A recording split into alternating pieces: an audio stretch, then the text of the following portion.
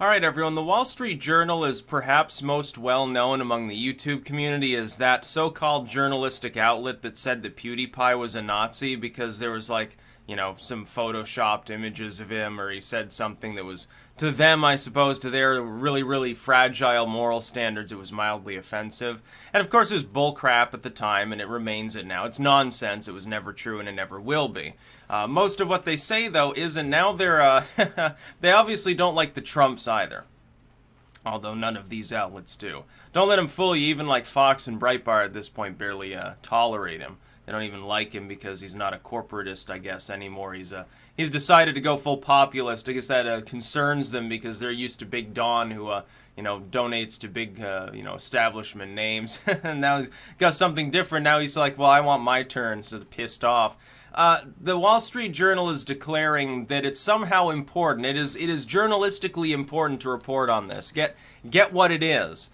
Ivanka Trump's landlord may benefit from a couple of Trump mining contracts that he's pushed through at the government level. That is, a government giving out contracts for mining in some of these former national monuments, lands that were, they were shrunk in size because they had become a little bit too large, I think, for, sane individuals. And people said, oh, it's going to sink like Trump's presidency. And, of course, the monument's still there. It's just, hey, some of this land has nothing to do with the monument. It's not interesting. It's just like literally flat steps. So why are you complaining? And so now it can be opened up for exploratory mining. Well, it turns out that one of those companies, the head of the company, the company is also tied to at that level to the same person who owns the property that Ivanka Trump happens to live in. Now, the average person can barely tolerate their landlord, so I'm not sure exactly how this benefits Ivanka. I'm not sure how it actually ties to the Trumps in any meaningful way other than, hey, Donald Trump's the president, he accepted the mining contract. But the Wall Street Journal thinks that that's a credible idea, I guess. Yeah, Ivanka Trump's landlord might make a few bucks from a mining contract that, because the company that's getting the contract he's got ties to. Somehow this is very newsworthy. It's groundbreaking, actually. It's like front page worthy news. And I don't think anybody else covered it. But the Wall Street Journal has become so sensationalistic, it's almost a self-satire. It's like, that a lot of the stuff in CNN, there'll be some sensationalism, there'll be some lies by omission. The structure of the articles is almost always misleading. And they put it out there. We know that, though. The same is true of, the New York Times. The Atlantic basically just attacks Trump every day. At this point, it is basically, they need to change their name to Anti-Trump Media. But the Wall Street Journal, its forte specifically has become, hey, we're going to take something that ultimately, it is a non-story. Nobody really would care about it. Nobody else probably is going to even talk about it for the most part, because it's Greek to them. But we're going to publish it and act like it's important. So I have to see, I'm seeing it posted about it. First I thought it was a joke. I thought, well, it can't possibly be that simple. There has to be some other tie involved that made it, journalism worthy. It made it so that it would be worth their time to write a few paragraphs about it.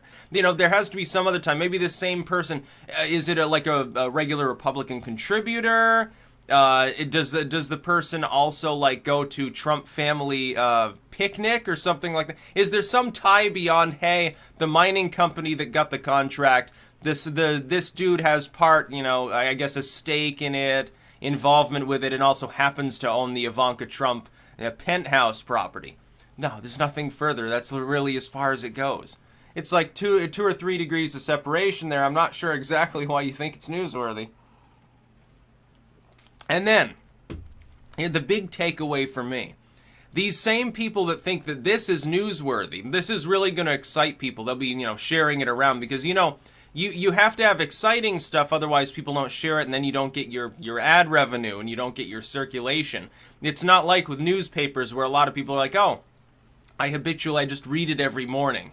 Back in the good old days, so-called, when people died of tuberculosis, or, 5 of your 6 kids died in childbirth, The last one got scarlet fever. Now he's like, fucked up and stuff. It's not like that anymore, where people would gather around. The old timers used to sit by the general store and they had the newspaper and they'd buy one and they'd all read. One of them could actually read, so read it to all of the others who they couldn't read, or they didn't have any teeth, so their enunciation was a little bit off, and they're like, no, fucking don't let Joe read it again. It's gonna be a problem because I actually want to know what's going on in the world.